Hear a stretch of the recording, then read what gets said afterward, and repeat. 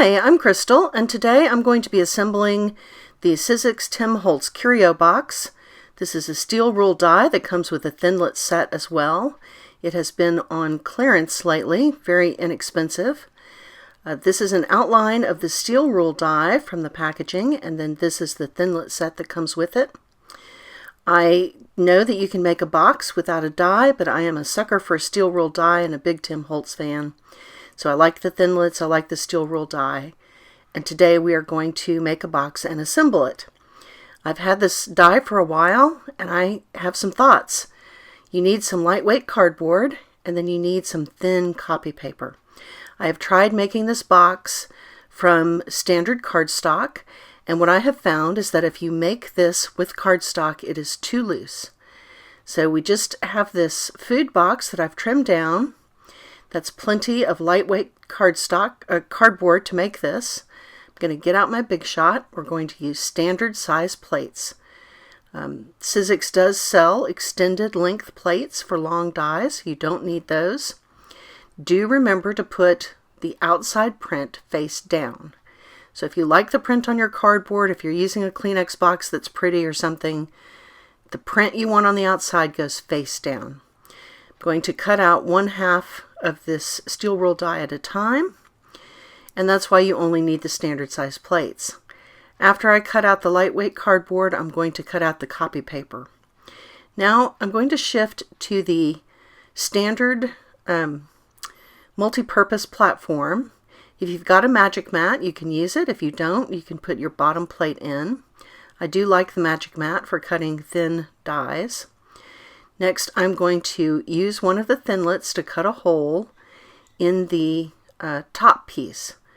Do measure for correct placement of the thinlet. I didn't, and you'll see that I did not eyeball it correctly.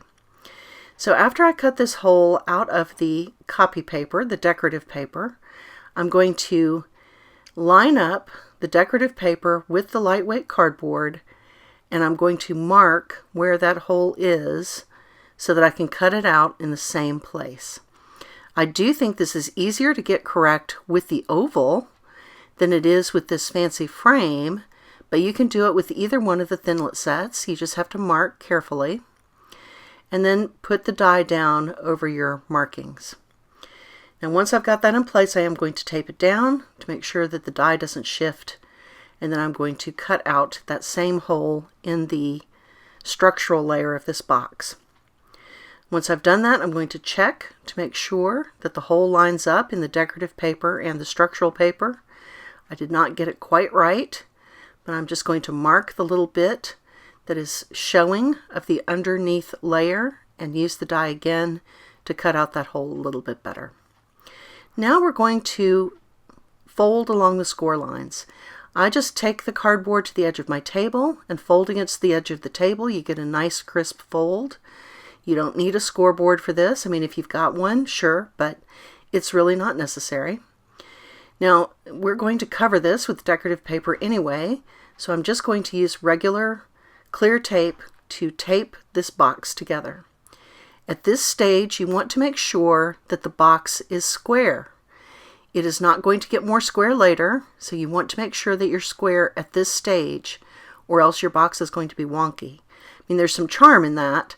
I'm just saying, whatever you do when you're making the underneath layer out of cardboard, that's how it's going to look. Now I'm going to take my craft glue, and I'm going to apply a thin layer of craft glue, and I'm going to spread it out with a used gift card, because if I don't, those lumps will show in this thin 20-pound paper that I'm using to cover.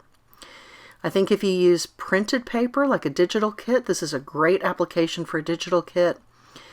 You are less likely to see any flaws in the box.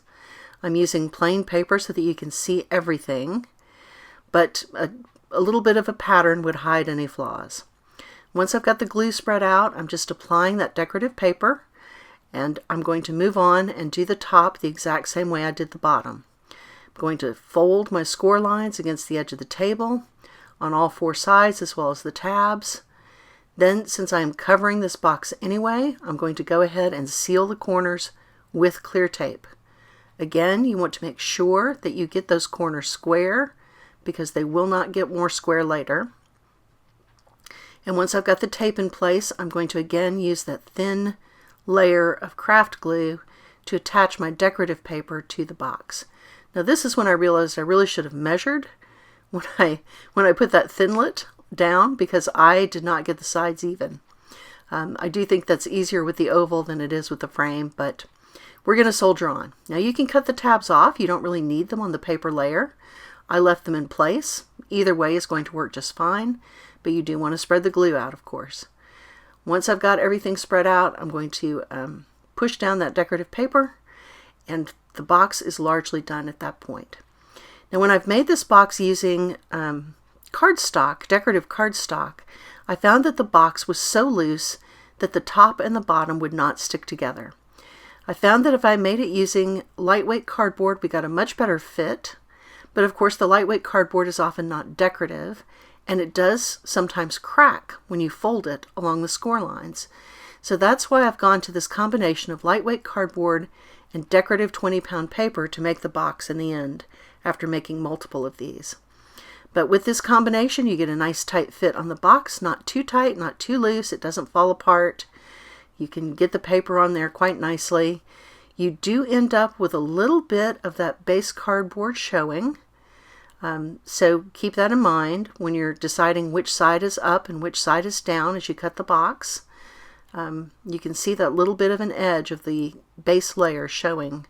So this would be a good application for a little bit of trim, or embrace it as a little bit of contrast. This makes a very handy size little box. It is really quite the perfect size for a gift card. You've got room for a little bit of tissue paper or a little bit of shred, as well as your gift card. It would also be handy for some really small gifts like a fishing lure or maybe a Matchbox car.